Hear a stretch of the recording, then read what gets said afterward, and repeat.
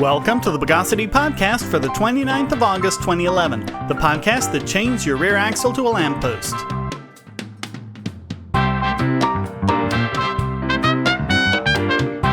This is your host, Shane Killian. Let's toll the bell for the news of the bogus.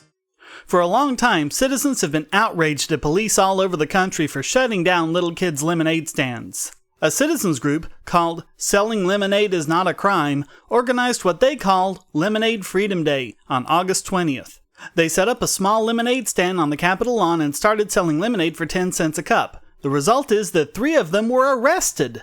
For whatever the reason, a police crusade against lemonade has been going on for quite some time. Police in Coralville, Iowa have shut down several lemonade stands, one within half an hour of it being set up. The reason? They didn't have permits. Police told them that they would have to get permits, which could cost them $400. Apparently, it's a better deal in Portland, Oregon. They only want $120 to not shut down your child's lemonade stand. But apparently, if you don't, they'll charge you a $500 fine. These laws are passed under the guise of preventing foodborne illnesses, but the fact is that no one has ever pointed out any rash of food poisoning coming from a child's lemonade stand, or street vendors or anyone else adversely affected by these laws. You're just as likely to get food poisoning from a licensed restaurant. In fact, you're more likely to get poisoning from their raw salads than from a street vendor's cooked hot dog. But that doesn't matter to these bureaucrats because it's not really about protecting the public. It's about protecting corporate food vendors and their profits. It's just too bad it's taken this war on kids' lemonade stands to bring this issue to the attention of the American people. There's something else that's very telling from this experience. When columnist Esther Cepeda heard of the story, she wrote, "Don't swallow the 'we're standing up for the rights of children's economic freedom' rhetoric the hysterical lemonade freedom people are stirring up. Their moral outrage has little to do with nurturing the next generation of salespeople. It has everything to do with the current populist negativity towards anything that might even remotely smack of government intrusion into private lives. These people simplistically and wrong-headedly believe that laws are bad and should be resisted." Oh, really? It's just about laws are bad? Well, then why aren't people protesting laws against murder then, or rape? Here's a hint, Esther. Maybe it's just the bad laws that people are protesting. Listen to what else this big government apologist had to say. "Those who actually care about preparing the next generation to become profitable business people should take their favorite youngster down to City Hall to jump through the necessary hoops and learn what it really takes to become a successful entrepreneur." How is jumping through the arbitrary hoops put up by government bureaucrats in any way what it takes to become a successful entrepreneur? These are roadblocks in the way of doing that, Esther. They do not encourage entrepreneurship. They're there to stop entrepreneurs from competing with government cronies. Here's hoping that far more people out there are like the Lemonade Freedom Day people and very few like Esther Cepeda, who blindly think that people in government are our lords and saviors and can decide better than we can what to put in our own bodies.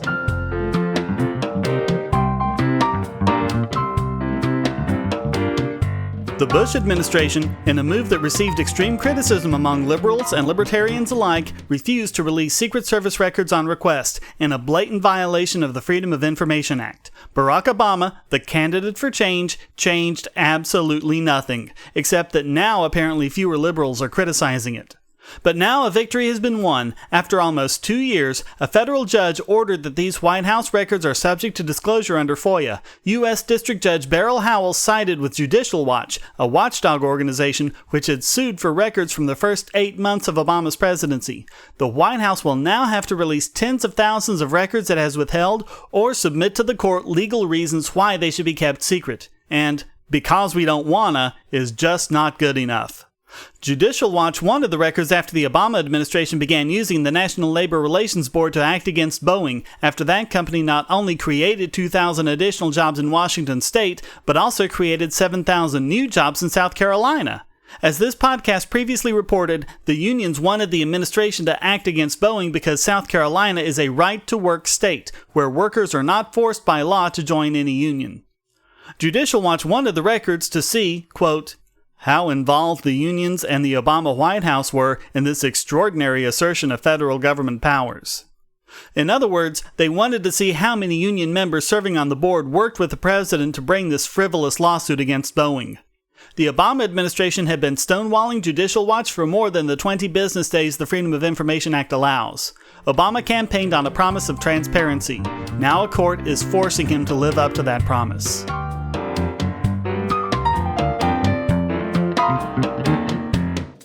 Those of you who still aren't convinced that mass transit is a government boondoggle that doesn't help the people at all should take a look at Jacksonville, Florida's Skyway. It loses $4 million a year and hardly anyone is riding it. Yet, the only talk of ending the program wouldn't come until the year 2036. That, according to Jacksonville Transportation Authority Executive Director Michael Blaylock, is the end of its natural life. Funny, I didn't know trains or government programs had natural lives. I thought they were things that could be dismantled at any time. City council members are wondering why this waste of taxpayer dollars is still operating. The reason? Even though the city has already paid for the Skyway, if they shut it down now, the federal government could still demand the city pay back $70 to $80 million. This is the problem with doing a deal with the devil, people. Now the taxpayers of Jacksonville are faced with having to lose $80 million now or $100 million over 25 years, all for a transportation system that very few people are using. Moreover, Blaylock said the feds could demand the money back if they even reduced the service to make it more financially viable. This is insanity, folks, but that's what it's like when the federal government gets involved in things. Maybe these city councilmen have learned a valuable lesson. Here's hoping more cities learn this lesson before their constituents have their tax money held hostage.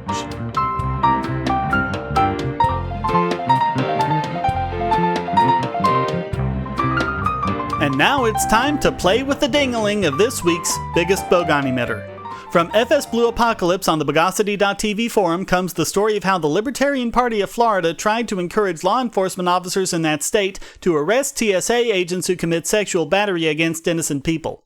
To this end, they sent a letter to all 67 county sheriffs in Florida and staged a protest outside the Florida Sheriff's Association convention in Daytona Beach. In their letter, they stated in part, quote, "Every single day, TSA employees conduct electronic and bodily searches upon tens of thousands of Florida citizens and visitors at airports, and more recently at bus terminals, rail stations, and highways.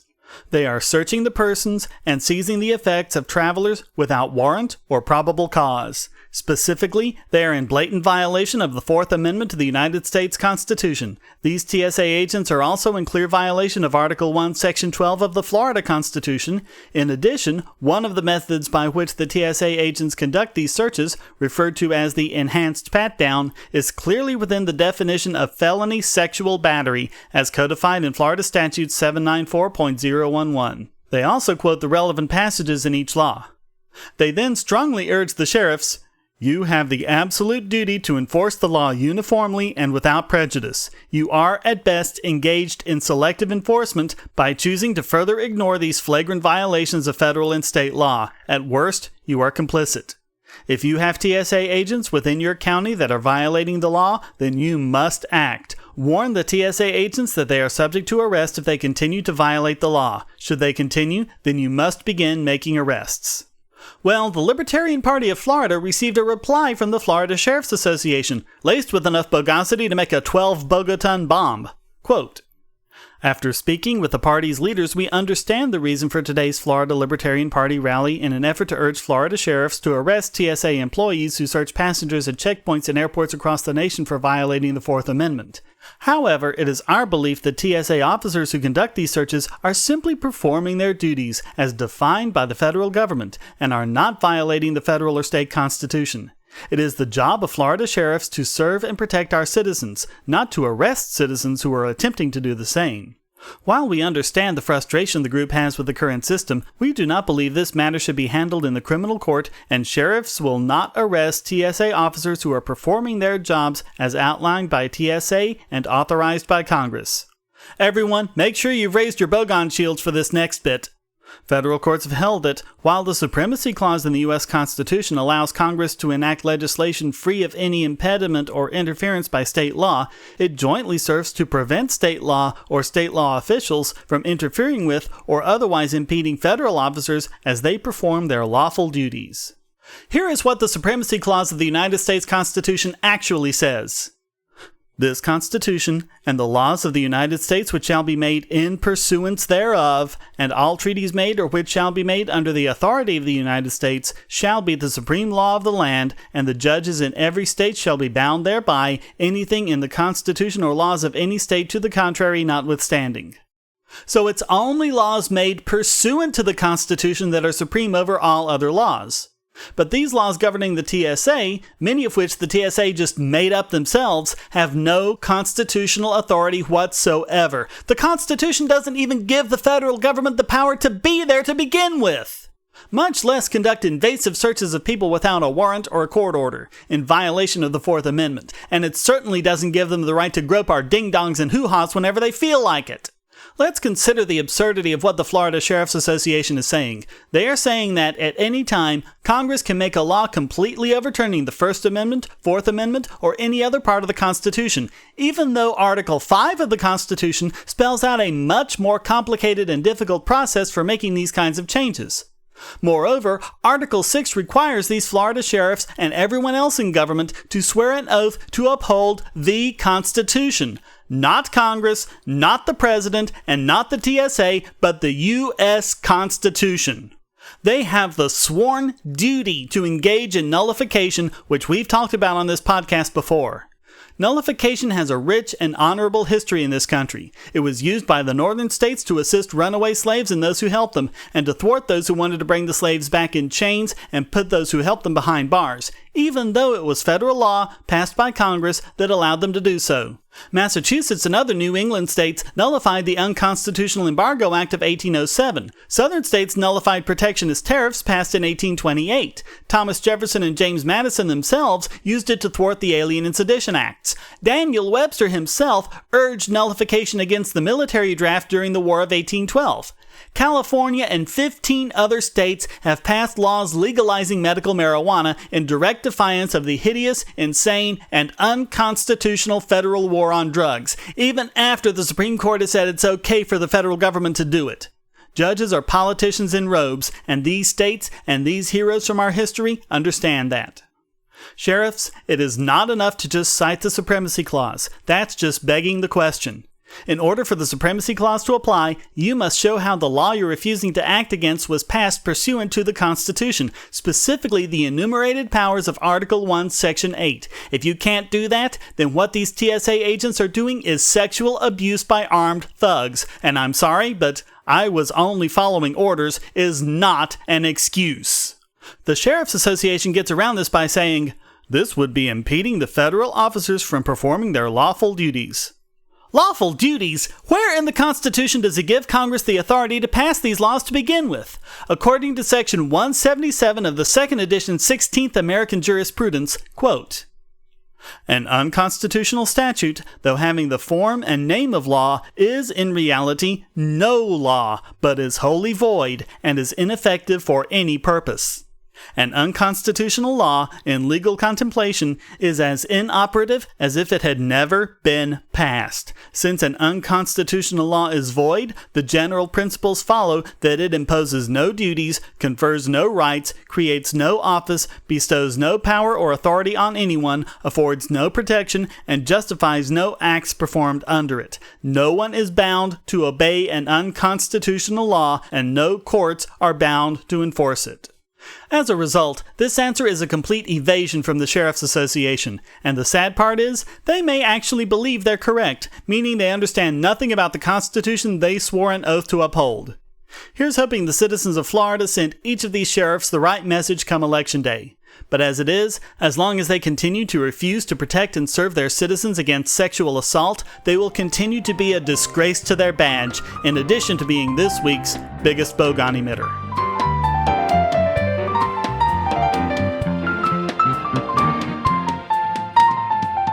And now it's time to bail out the banality of this week's Idiot Extraordinaire.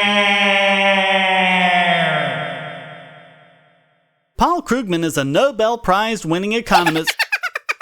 No, seriously, he really did win the Nobel Prize for economics. Sad, I know. Anyway, he recently posted an entry on his blog attempting to refute an article by Robert Barrow, where Barrow, to quote Krugman, dismisses Keynesian economics for not being like regular economics. Actually, Barrow dismisses Keynesian economics because, quote, there is no meaningful theoretical or empirical support for the Keynesian position. Barrow asks the question, where was the market failure that allowed the government to improve things just by borrowing money and giving it to people? Here's Krugman's lame attempt at an answer. There's something deeply weird about asking where's the market failure in the face of massive unemployment, huge unused capacity, an economy producing less than it did 3.5 years ago despite population growth and advancing technology. Yes, Krugman, like many political dogmatists, resorted to one of the more dishonest techniques of the creationists, the quote mine. Barrow didn't ask where any market failure was. He asked specifically what market failure could possibly result in government spending being a free lunch. Krugman completely avoids that part of the question. What's really silly about Krugman's answer is the market failure he's talking about is the failure of those very economic policies themselves, policies that Krugman himself advocated. Despite Krugman's attempts, in classic Sylvia Browne fashion, to spin his previous statements to make it look like he predicted the current crisis as a result of those horrible free market people, the fact is the government did in fact put Krugman's policies in place. For example, in a 2002 column called W's Double Dip, Krugman said, quote, to fight this recession, the Fed needs more than a snapback. It needs soaring household spending to offset moribund business investment. And to do that, as Paul McCulley of PIMCO put it, Alan Greenspan needs to create a housing bubble to replace the NASDAQ bubble. Conversely, in July of that same year, Congressman Ron Paul addressed Congress with the concerns of the free market economists, quote, ironically, by transferring the risk of a widespread mortgage default, the government increases the likelihood of a painful crash in the housing market. This is because the special privileges of Fannie, Freddie, and HLBB have distorted the housing market by allowing them to attract capital they could not attract under pure market conditions. As a result, capital is diverted from its most productive use into housing. This reduces the efficacy of the entire market and thus reduces the standard of living of all Americans. However, despite the long-term damage to the economy inflicted by the government's interference in the housing market, the government's policies of diverting capital to other uses creates a short-term boom in housing. Like all artificially created bubbles, the boom in housing prices cannot last forever. When housing prices fall, homeowners will experience difficulty as their equity is wiped out. Furthermore, the holders of the mortgage debt will also have a loss. These losses will be greater than they would have otherwise been had government policy not actively encouraged overinvestment in housing. So who was right, Krugman? You can't go back in time and claim that you foresaw the housing crisis when all you did was look at an existing crisis and say that the solution was to prop up housing. And you certainly can't brag as your policies were put into place and put down the free market people who were predicting disaster and then, when the disaster came, blame it on the free market. The fail continues. We do know that demand curves generally slope down. It's a lot harder to give good examples of supply curves that slope up. As a textbook author, believe me, I've looked. Well, maybe people just shouldn't be using your textbooks. Other economic textbooks don't seem to have had a problem finding examples. In fact, to have missed one of the biggest examples ever, you had to have been living under a rock. In 1996, the Children's Television Workshop, the producers of Sesame Street, released a doll called Tickle Me Elmo. The result could only have been considered a craze. Parents showed up at toy stores in droves, sometimes more like mobs, to buy the doll, which quickly sold out. As a result, the price of the doll increased dramatically, allowing production to increase to meet the demand. This is the classic relationship between a downward-sloping demand curve and an upward-sloping supply curve, and one that continued to make national headlines for years afterward. This had been seen before with the Cabbage Patch Dolls and the Teenage Mutant Ninja Turtles, but it's hardly limited to the toy industry. In just the past decade, the 9/11 attacks, Hurricane Katrina, and the recent unrest in the Middle East have all resulted in an increase in oil prices. Again, in a perfect example of the price mechanism adjusting for an upward-sloping supply curve. The operative question for Krugman is, can he find any examples of supply curves that aren't upward-sloping? Krugman also asserts, quote, there's actually a lot of evidence for a broadly Keynesian view of the world. Yet he completely neglects to provide even a single example of this evidence, whereas most rational people, At least the ones who hadn't abandoned Keynesianism already abandoned it in the 1970s when government policy resulted in both rising inflation and rising unemployment, something Keynesian economics says is impossible. But this isn't a failing shared by Barrow, who was quite ready to supply such examples. Quote, "The administration created one informative data point by dramatically raising unemployment insurance eligibility to 99 weeks in 2009, a much bigger expansion than in previous recessions. Interestingly, the fraction of the unemployed who are long-term, more than 26 weeks, has jumped since 2009 to over 44% today, whereas the previous peak had been only 26% during the 1982-83 recession. This pattern suggests that the dramatically longer unemployment insurance eligibility period adversely affected the labor market." Barrow concludes, quote, "There are two ways to view Keynesian stimulus through transfer programs. It's either a divine miracle, where one gets back more than one puts in, or else it's the macroeconomic equivalent of bloodletting." Which is an interesting analogy given this previous blog entry of Krugman's, quote, "I warned early on that the Obama stimulus was too small and would end up being seen as a failure. I really wish I hadn't been right." Krugman is just like a guy in the 18th century watching a doctor treat a patient and saying, "You aren't using enough leeches." And then, when the guy doesn't get any better, he says, "I told you you should have used more leeches. I really wish I hadn't been right." It's that sort of lame-brained non-thinking that'll get you named this week's Idiot Extraordinaire.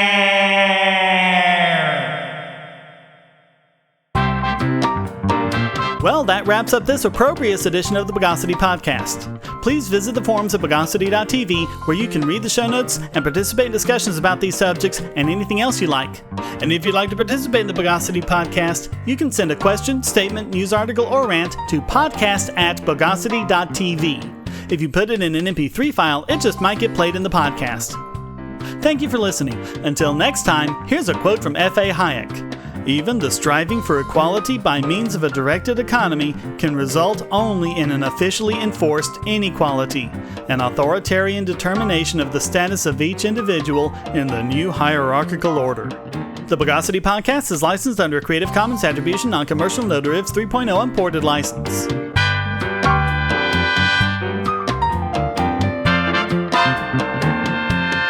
Bogosity.